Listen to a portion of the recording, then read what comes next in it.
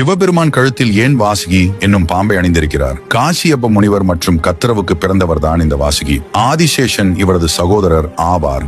பாம்புகளில் சக்தி வாய்ந்த அரசராக கருதப்படும் வாசுகி ஒரு மிகச் சிறந்த சிவபக்தர். அசுரர்களும் தேவர்களும் அமிர்தம் பெற விரும்பி மந்திர மலையை மத்தாக வைத்து பார்க்கடலை கடையும் போது வாசுகிதான் அவர்களுக்கு கயிறாக பயன்பட்டார். அப்போது யாரும் எதிர்பாராத நேரத்தில் பார்க்கடலில் இருந்து ஆழகால விஷம் வெளிப்பட்டது. பிரபஞ்சத்தில் உள்ள அனைத்து ஜீவராசிகளையும் காப்பாற்ற சிவபெருமான் அந்த ஆழகால விஷத்தை அருந்த தொடங்கினார். அதை பார்த்த சில பாம்புகளும் தங்களது உயிரை பெரிதாக கருதாமல் அந்த விஷத்தை அவருடன் சேர்ந்து அருந்தின. இந்த பாம்புகளில் வாசுகியும் ஒருவர். பார்வதி தேவி ஈசனின் கழுத்தை இறுக்கமாக பிடித்ததும் அந்த விஷம் சிவனின் தொண்டையிலேயே தங்கியது. இதை பார்த்த வாசுகி என்றும் சிவனுக்கு விஷம் கழுத்துக்கு கீழே இறங்காமல் இருக்க மேலேறி அவர் கழுத்தை சுற்றி நெளிந்து கட்டினார். வாசுகியின் இந்த பெரும் தியாகத்தை பார்த்த சிவபெருமான் தனது கழுத்தில் வாசுகிக்கு நிரந்தரமான இடம் அளித்தார்.